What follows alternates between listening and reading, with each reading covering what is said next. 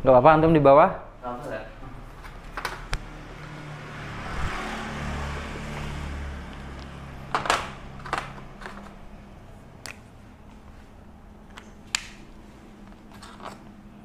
Bismillahirrahmanirrahim. Assalamualaikum warahmatullahi wabarakatuh. Alhamdulillahirrabbilalamin. Asyhadu an la ilaha illallah wahdahu la syarikalah wa asyhadu anna Muhammadan abduhu wa rasuluh. Allahumma sholli ala Muhammad wa ala ali Muhammad. Saudaraku, ahli yoga ya, yang dirahmati oleh Allah. Alhamdulillah kita hari ini akan mulai untuk belajar TCM, dimana ini adalah kelas privat. Antum sendirian berarti belajarnya ini, masya Allah, semangat. Nah, di sini kita akan belajar TCM.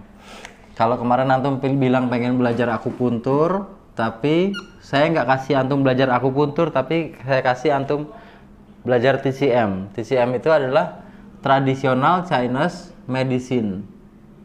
Nah,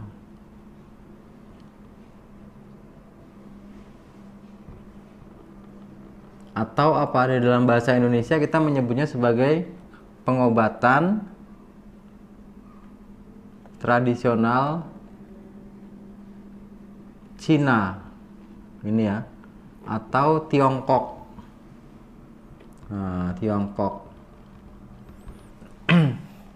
Kenapa kita tidak berfokus kepada akupuntur? Karena akupuntur itu adalah bagian kecil dari TCM, gitu kan? Jadi akupuntur tuh lingkup kecilnya dari pengobatan TCM. Adapun lingkup besarnya, TCM itu meliputi apa?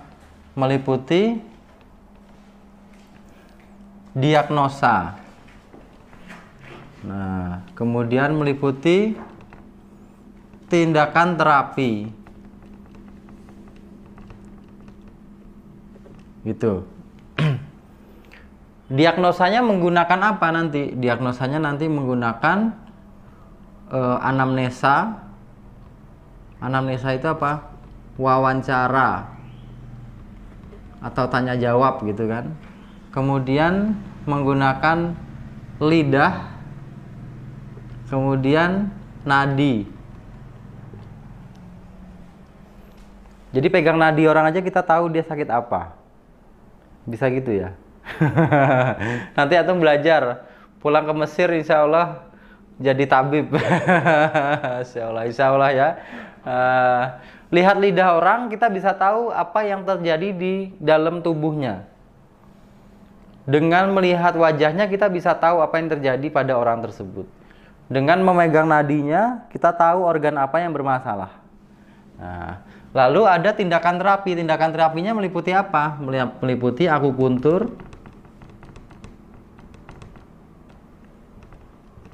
lalu akupressure, ada bekam atau kop ya. Lalu ada lagi tapping,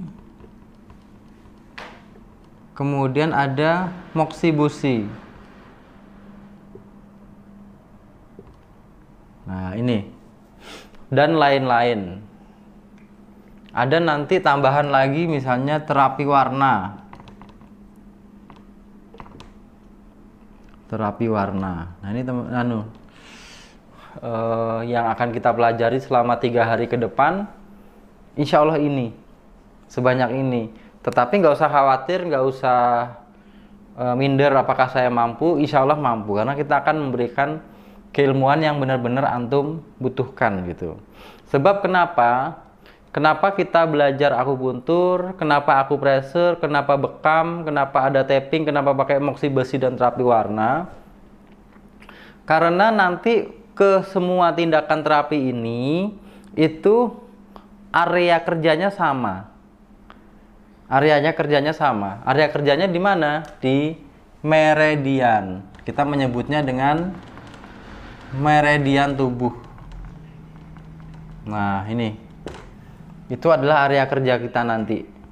Jadi di mana kalau antum melihat orang melakukan akupuntur, udah pernah antum melihat orang akupuntur? Belum pernah. Nah, jadi orang melakukan tindakan akupuntur itu dia bekerja di meridian. Meridian itu apa? Nanti akan kita jelaskan. Nah, jadi dari sini selama 3 hari ke depan, antum akan berfokus kepada bagaimana cara melakukan diagnosa dan bagaimana cara melakukan tindakan terapi yang tepat kepada seseorang. Supaya apa? Supaya kita tercapai tujuan. Tujuan dari pengobatan itu apa? Tujuannya adalah progres. Progres itu apa? Perkembangan dari si sakit, gitu ya. Jadi tujuan kita mengobati orang itu bukan untuk sembuh, karena sembuh itu adalah haknya siapa? Haknya Allah, kan gitu kan. Jadi ketika ada orang datang ke kita, kemudian dia berobat, Ustadz saya sakit, tujuan kita bukanlah agar dia benar-benar sembuh, bukan. Sebab kalaupun kita mengobati dengan ilmu sekuat apapun, sehebat apapun, sedangkan Allah itu tidak memberikan izin, maka nggak akan berhasil teknik terapi yang kita berikan itu. Tetapi ada kalanya kita harus berfokus kepada apa? Kepada progres atau perkembangannya, perkembangan dari tindakan terapi yang kita lakukan. Jadi kita harus berfokus kepada itu terkadang. Jadi perkembangan atau progres, karena setiap kali kita melakukan tindakan terapi pasti akan ada hasilnya, pasti itu, nggak mungkin nggak ada sama sekali, tidak mungkin, pasti ada hasilnya. Nah, jadi melakukan diagnosa dan melakukan tindakan terapi ini fungsinya untuk apa? Untuk menghasilkan progres atau perkembangan dari pasien tadi, itu yang terpenting. Nah, ini adalah pembuka awal bahwa ternyata belajar TCM itu sangat lengkap, ya, sangat kompleks. Kalau antum belajar akupuntur, berarti antum nanti cuma dapat satu ini nih, ini aja, gitu kan? Yang lain nanti antum bakal belajar lagi. Nah, tetapi kalau antum belajarnya langsung dari akarnya TCM, maka antum akan dapat semua. Makanya kita hari ini akan kita pelajari adalah TCM, Traditional Chinese Medicine, pengobatan tradisional Cina, di mana ilmunya ini sangat lengkap sekali, sesuai dengan kebutuhan masing-masing orang, seperti itu. Nah, kita akan kupas satu persatu insya Allah. Kita akan bahas satu persatu. Pertama, kita akan mengupas kepada meridian dulu, ini ya. Kita akan kupas meridian dulu. Mau antum foto? Ya, deketin aja nggak apa-apa kalau mau difoto. Nah,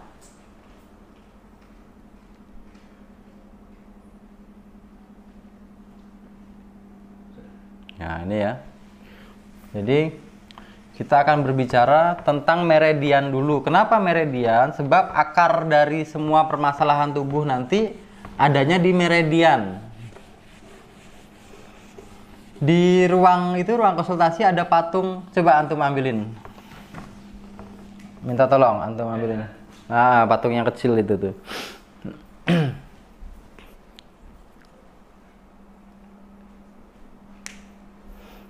Nah, ini. Udah pernah lihat patung ini belum? Belum pernah ya? Nah, ini. Jadi area kerja kita nanti itu meridian ini. Antum nanti akan akrab dengan ini. Akan benar-benar akrab dengan patung meridian ini, di mana patung meridian ini berisi titik-titik. Ini kan? Ada yang merah, ada yang biru, ada yang hijau, ada yang kuning nih, titik-titiknya ini. Berupa titik dan berupa garis. Nah, ini area kerja kita. Akupunturis tuh ya, atau seorang praktisi TCM tuh area kerjanya di sini. Jadi ini jumlah titiknya ada berapa? Ada 361 titik. Banyak ya? Bayangin, ada 361 titik yang antum sebaiknya hafal. Masya Allah. Bisa nggak 3 hari ngafalin 361? Nggak bisa, insya Allah nggak bisa. Nggak bisa. Antum akan bisa kalau antum belajar, dan belajar. Nah, ini disebut dengan apa? Ini disebut dengan meridian. Jadi meridian itu ini, nih area kerjanya antum nanti sebagai praktisi TCM itu ya di sini. Kalau bekam area kerjanya di mana? Punggung kan? Di sini nih. Ini area kerjanya bekam itu di sini. Nah, kalau Yumeho area kerjanya di mana? Otot, sendi, gitu kan? Sama tulang mungkin seperti itu. Itu area kerjanya Yumeho. Tapi kalau area kerjanya meridian itu dia ada di seluruh tubuh. Berarti nggak di belakang tidak ada? Ada nih. Oh, berarti seluruh tubuh ya? Seluruh tubuh. Kalau kita lihat ini coba antum perhatikan nih. Ini ada yang di wajah, ya enggak? Ada yang di kepala. Ada yang di leher tuh. Ada yang di dada, ada yang di perut. Ada yang di paha. Ada yang di kaki. Tangan. Ada yang di punggung, ada yang di pantat. Lengkap. Jadi area kerja itu sebanyak ini dan kita mencari titik-titik meridian ini. Gitu ya. Jadi kan di tangan ada titik. Ada banyak titiknya di tangan. Di perut banyak titiknya kan? Di dada juga banyak titiknya lagi. Ini yang kita cari nanti. Gitu. Nah, inilah area kerja kita nanti. Oke. Baik. Antum pasti bertanya-tanya apa yang dimaksud dengan meridian gitu kan? Antum udah ada gambaran tuh. Ternyata di tubuh kita ada garis-garis seperti itu. Cuma nggak terlihat. Ya nggak? Jadi di tubuh antum tuh, di wajah antum itu ada titik-titik saraf seperti itu gitu. Cuma nggak kelihatan. Kenapa nggak kelihatan? Karena adanya di dalam. Tertutupi oleh daging, tertutupi oleh kulit. Bagaimana kita cara mencarinya? Ya belajar gitu kan. Sebagai contoh gini, coba antum ini siapa kata minum. Sebagai contoh, ada titik di mana namanya tubuh kita yang kalau ditekan itu bisa memperbaiki fungsi usus besar. Contohnya di sini, ini ya. Nah, ini namanya titik usus besar nomor 4. Kalau di dalam bahasa Cina namanya heku gitu ya. Titiknya di sini nih. Cara mencarinya bagaimana? Cara mencarinya tangannya dibuka. Coba tangan antum dibuka begini. Yang kiri dulu, yang kiri. Nah, lalu ibu jari antum tekuk ke sini. Nah, ini nanti ketemu dengan titik usus besar nomor 4. Coba ditekan. Rasanya apa? Sakit kan? Nah, rasanya sakit coba. Ini kalau saya tekan di sini. Nah, ini kan. Nah, sakit ya kan? Itu meridian namanya. Jadi ciri meridian itu adalah satu ditekan dia biasanya ada rasa sakit yang di dalam gitu. Gitu. Contoh lagi. Di sini. Coba tangan antum tekuk begini kan. Nah, ini kan ada batas nih. Ada batas garis ini ya, siku. Nah, itu antum buka, antum tandain gini kan, antum pegang, antum lepas. Kemudian ditekan. Apa rasanya? Sakit kan? Nah, itu disebut dengan meridian. Baru 2 titik dari 361. Duh. Jadi ciri-cirinya seperti itu. Ini jalurnya siapa? Ini jalurnya jantung. Kalau ditekan di sini terasa sakit dan sakitnya itu sangat sakit sampai tidak bisa tertahan, semakin sakit rasanya berarti sumbatannya semakin banyak. Gitu. Berarti permasalahan organnya juga semakin banyak. Tugasnya akupuntur ngapain? Ya ditusuk, dibuka sumbatannya tadi. Gitu kan? Tugasnya akupressor apa? Dipijat. Sampai sumbatannya hilang, sampai rasa sakitnya itu berkurang. Itu disebut dengan meridian. Jadi titik-titik yang dipatung tadi yang sebanyak itu tuh rata-rata kalau ditekan dia terasa sakit. Contoh lagi kalau nggak percaya. Titik di sini nih, ada puting susu. Nah, pegang puting susunya, kemudian keluar satu ibu jari. Ya, antum pakai ibu jari antum keluar. Nah, ke arah sini antum tekan. Ya, ke arah luar itu. Ditekan. Sakit kan? Itu disebut dengan meridian namanya. Itu meridiannya selaput jantung atau perikardium. Makanya kalau terasa sakit berarti ada sumbatan di situ. Selama ini antum kan nggak tahu. Kalau dibiarkan bahaya, makanya diperbaiki. Nah itu, jadi seru nggak? Baru berapa menit ngobrol ya, Masya Allah. Jadi belajar TCM itu menyenangkan karena kita akan tahu peta dari area apa ya, peperangan gitu ya. Jadi orang kalau mengetahui peta sebuah wilayah, maka dia akan mampu menguasai wilayah tersebut kan gitu kan.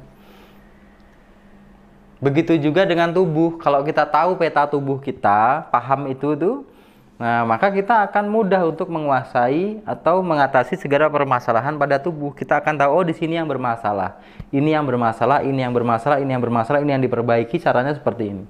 Kita akan tahu caranya seperti itu. Maka kita bergerak di meridian. Kita bergerak di meridian. Nah, ini disebut dengan meridian yang titik-titik yang ada di situ tadi. Pertanyaannya sekarang, apakah yang dimaksud dengan meridian? Nah, ini selalu saya ulang-ulang, gitu ya. Satu, meridian merupakan jalur masuknya penyakit. Nah, nanti akan saya jelaskan. Dua, jalur mengalirnya energi. Qi atau energi. Ya, yang ketiga, meridian merupakan ya titik diagnosa. Kemudian meridian merupakan titik penyembuhan.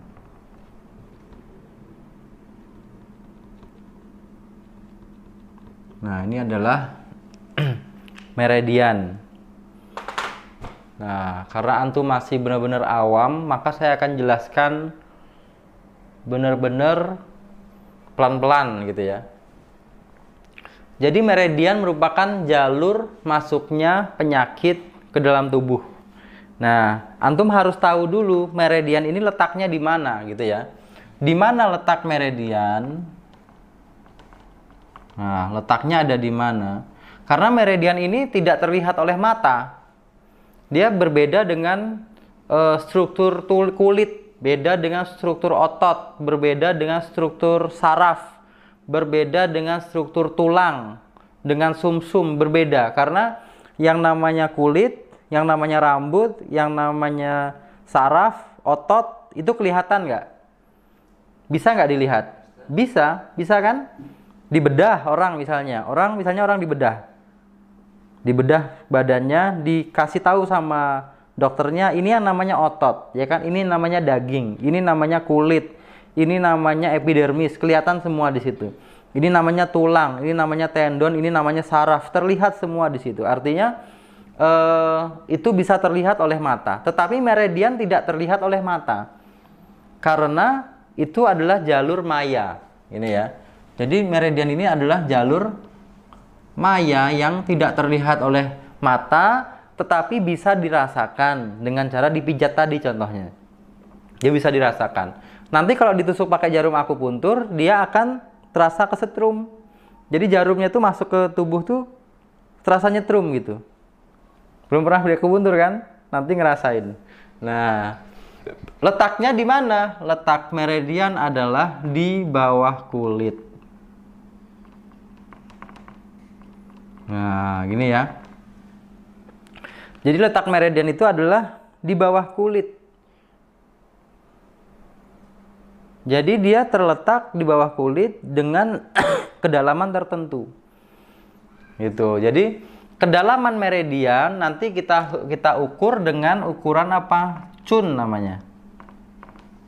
Jadi ukurannya adalah cun. Satu cun itu adalah satu ibu jari. Ini.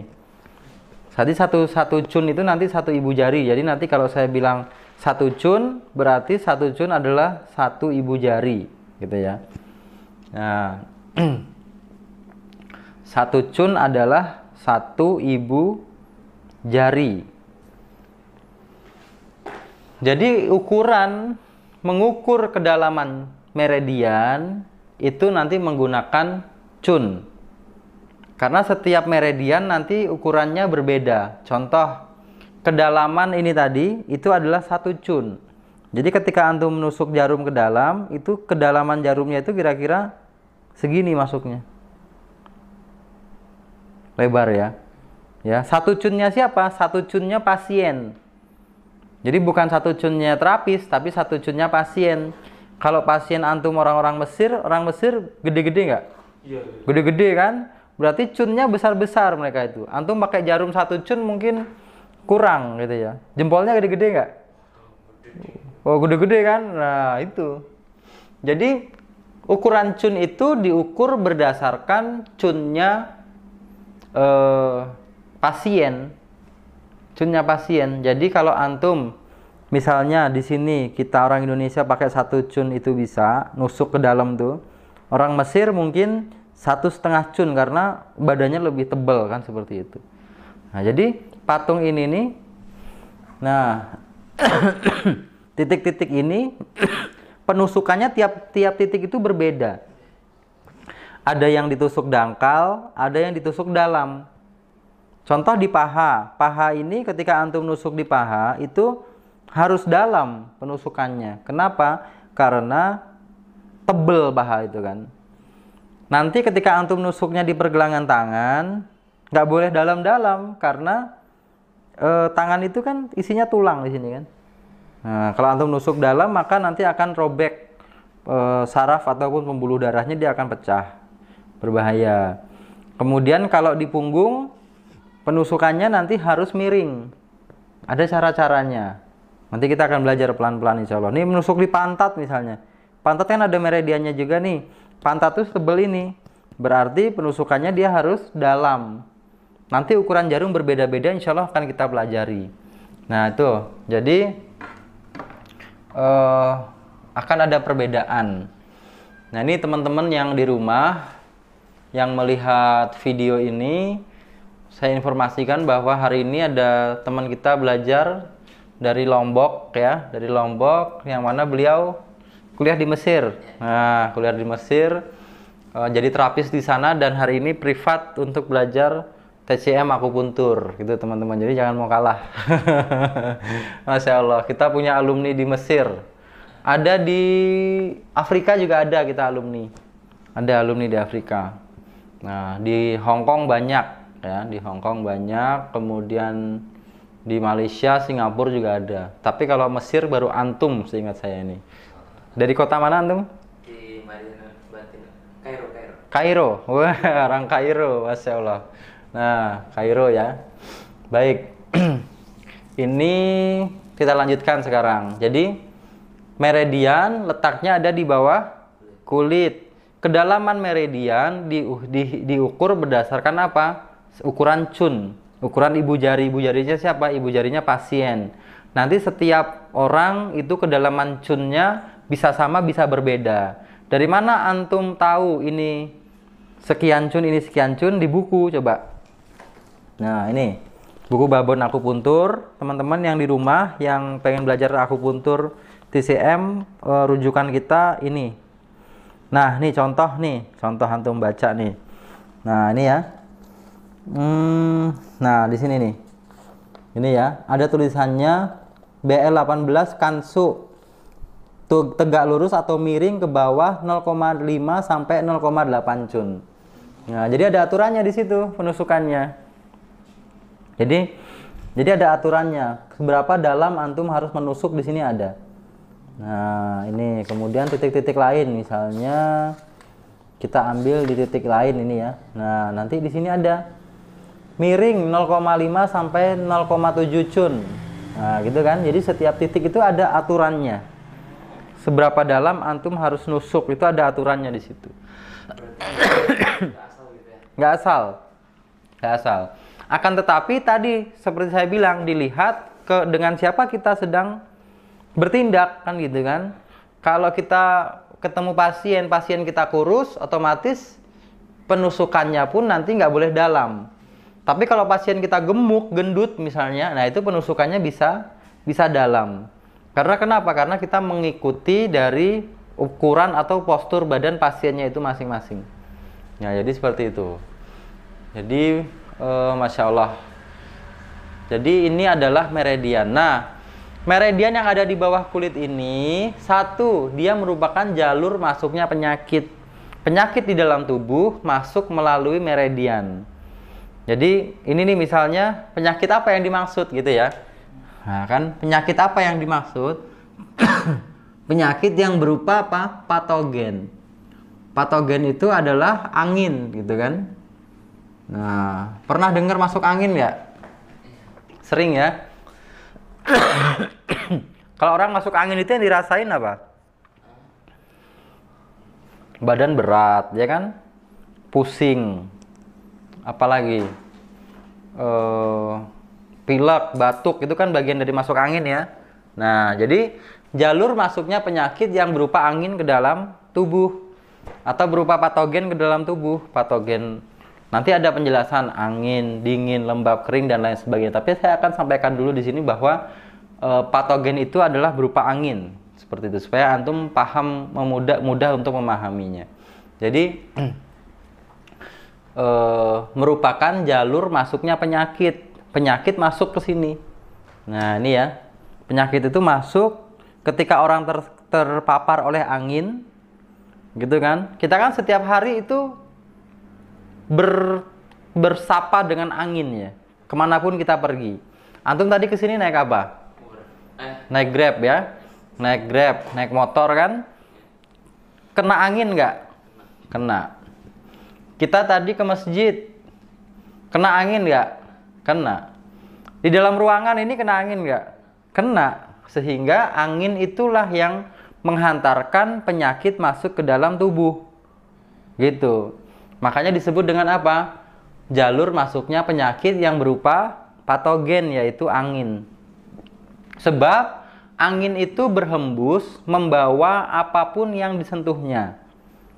Sering saya ulangi. Jadi angin itu dia berhembus membawa apapun yang disentuhnya.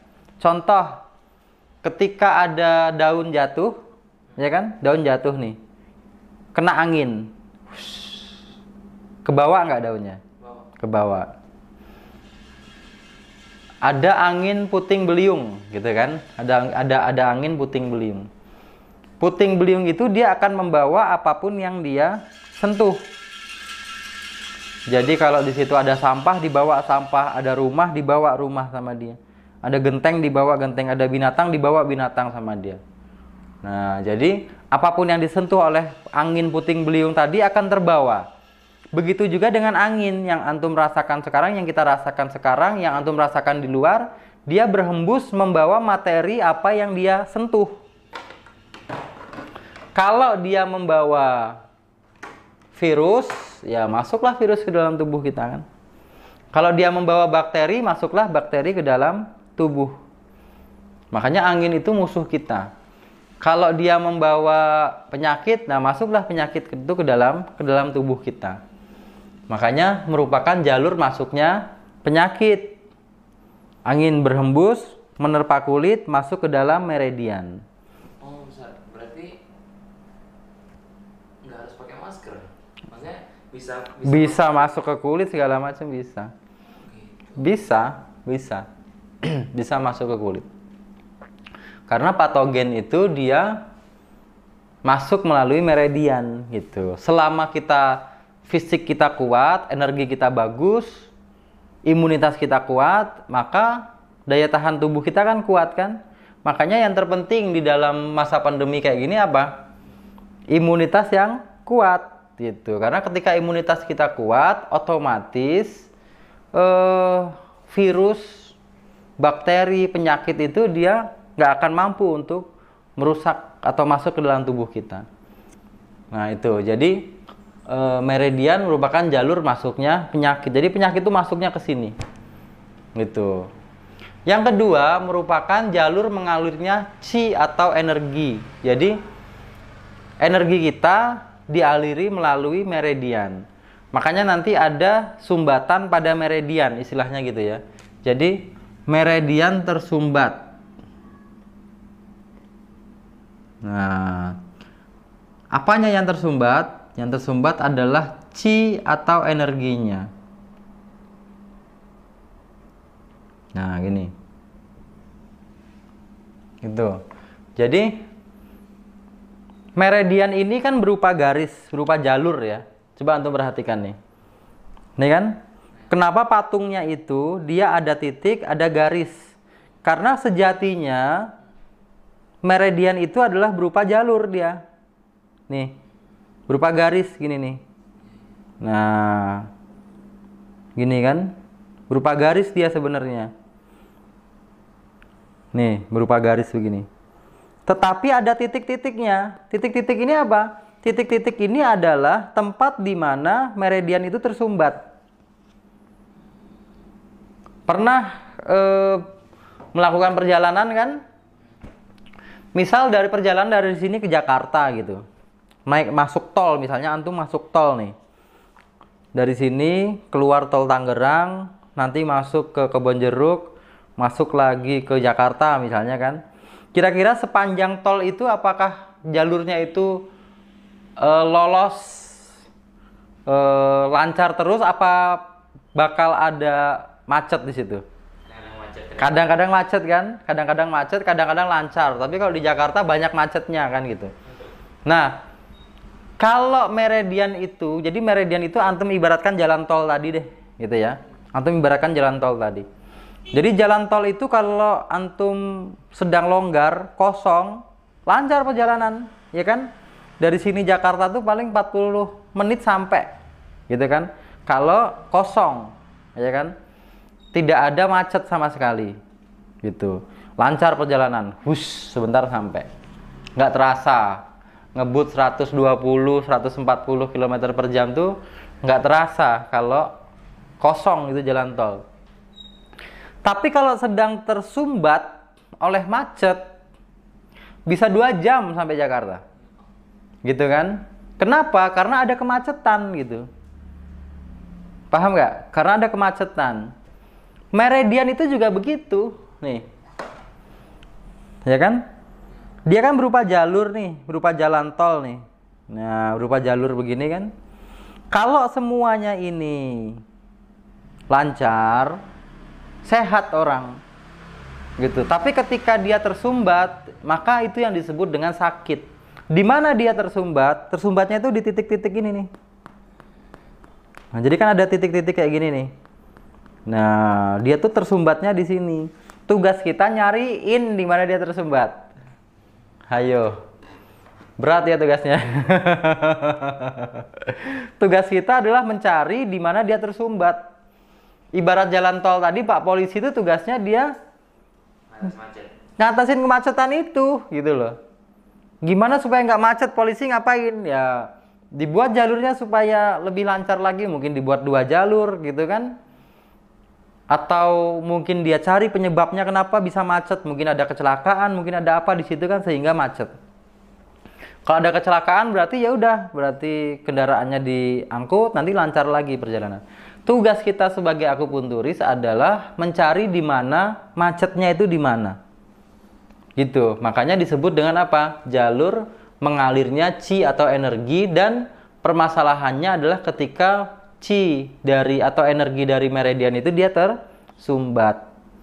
Ciri-cirinya tersumbat apa? Ciri-cirinya adalah kalau ditekan sakit. Hayo, tadi antum ditekan sakit nggak? Sakit. Nah, ini ya. Kalau ditekan sakit berarti ada sumbatan di situ. Banyak sumbatan berarti. Banyak, kita itu banyak sumbatan. Makanya orang yang sering di akupuntur tubuhnya lebih rileks, lebih sehat, lebih bugar. Karena apa? Karena sumbatannya nggak banyak. Paham ya? Karena sumbatannya itu nggak banyak gitu. Coba antum lihat sinse-sinse yang mereka itu sering minum herbal, mereka sering melakukan terapi akupuntur gitu kan.